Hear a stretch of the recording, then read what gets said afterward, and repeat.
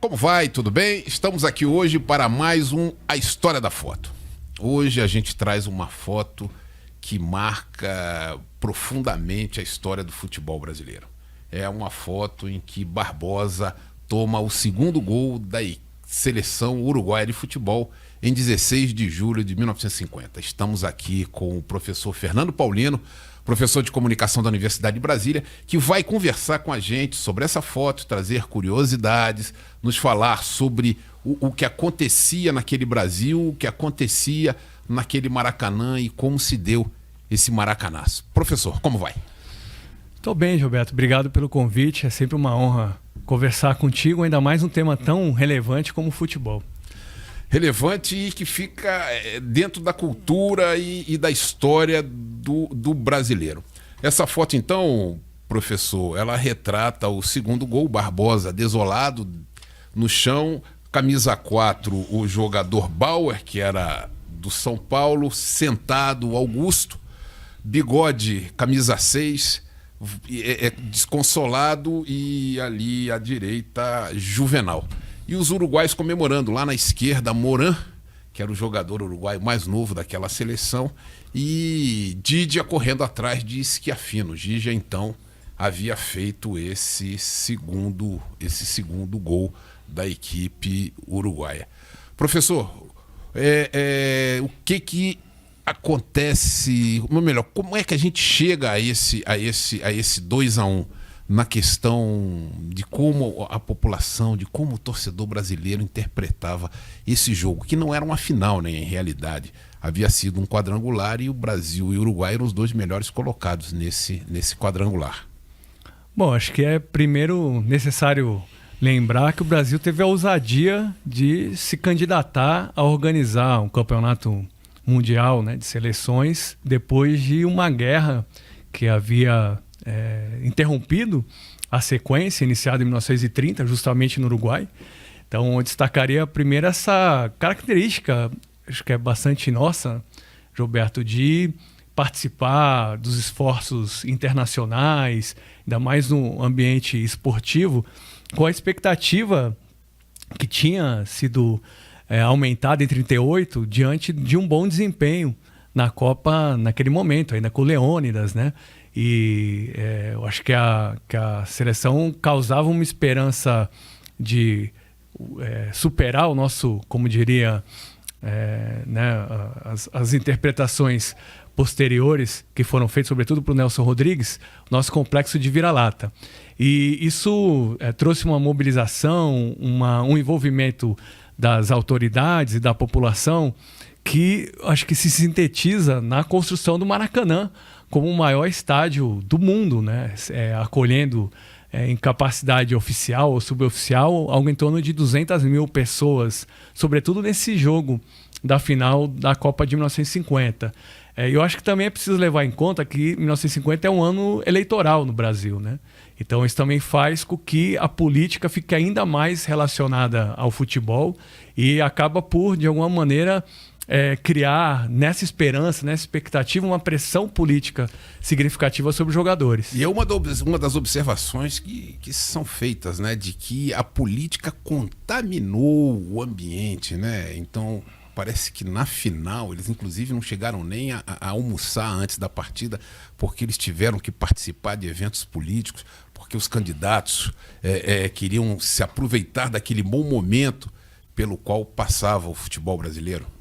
Com visitas, né? Porque antes do jogo final havia um certo ambiente de proteção aos treinos, né? A preparação dos jogadores, mas na final em si a delegação foi visitada por candidatos, né? O prefeito do Rio de Janeiro Ângelo... Qual que é o nome dele? Perdão, Gilberto. Ângelo Mendes de Moraes. Ângelo Mendes de Moraes faz um discurso que cria um embaraço entre os jogadores, né, dizendo que eles já tinham, as autoridades, feito a parte deles, né, e o povo, e agora era uma obrigação dos jogadores ganharem o campeonato, e a gente sabe que o futebol, ao fim e ao cabo, é resolvido dentro das 4 linhas, né, para usar de um chavão, e isso acho que acabou também servindo de motivação para o time uruguaio, que também era bom, né? Obrigação que viu como resistência um Scratch uruguaio com muita vontade.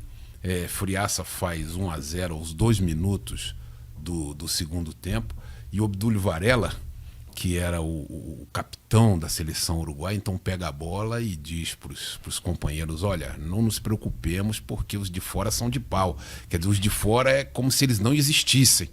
E aí parte por uma reação.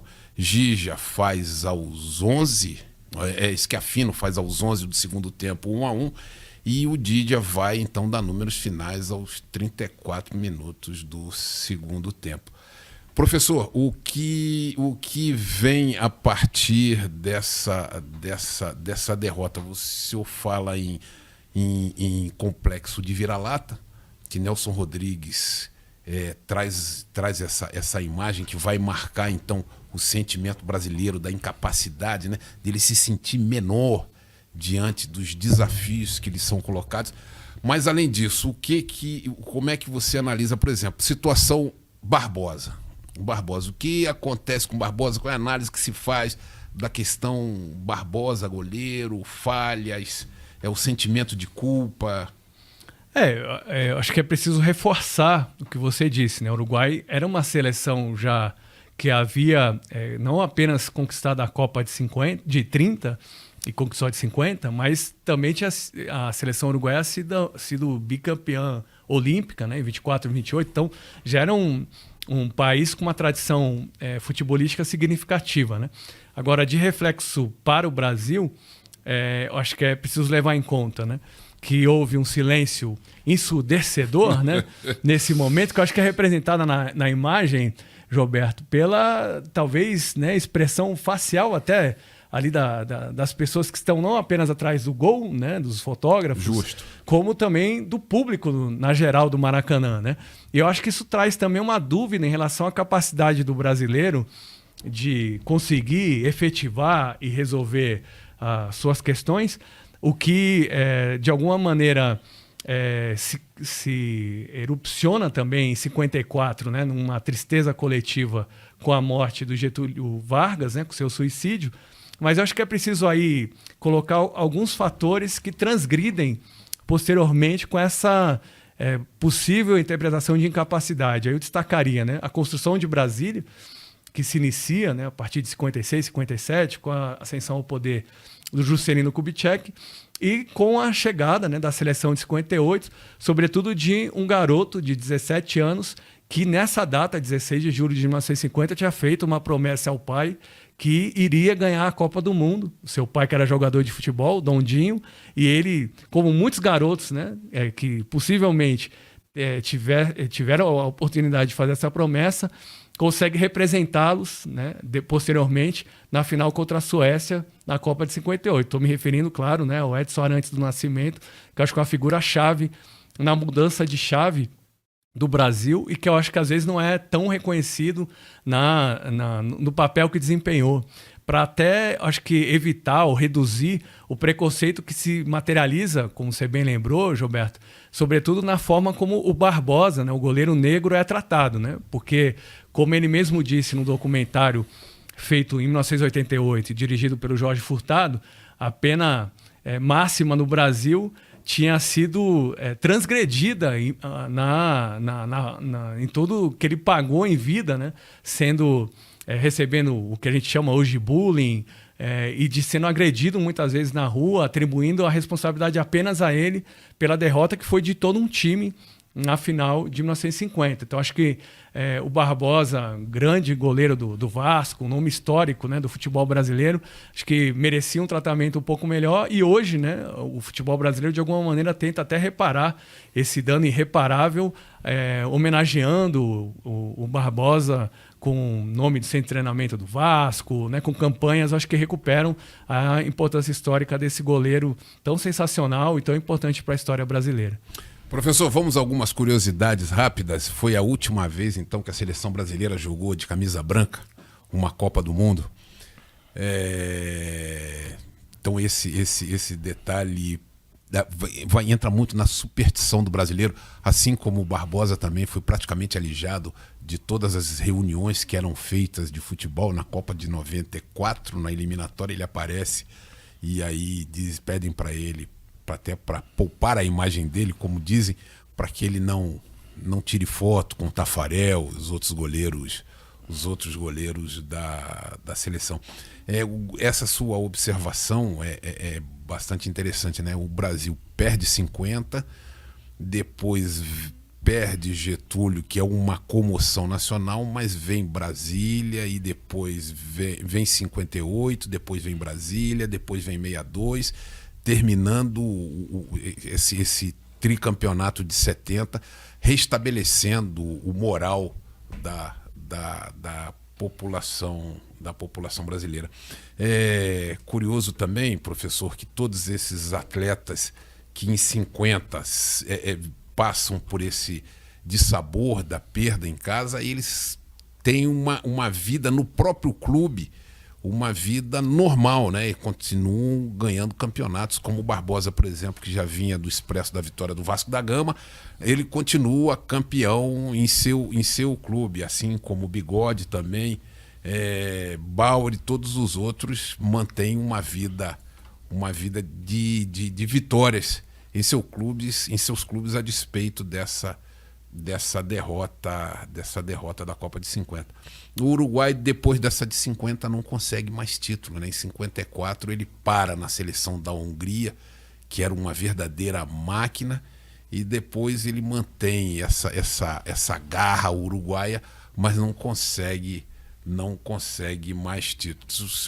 Você destaca mais alguma curiosidade, além dos 170 mil pagantes, mais 200 e poucos mil presentes, quer dizer, 20 e tantos mil que não pagaram, mas participaram da partida?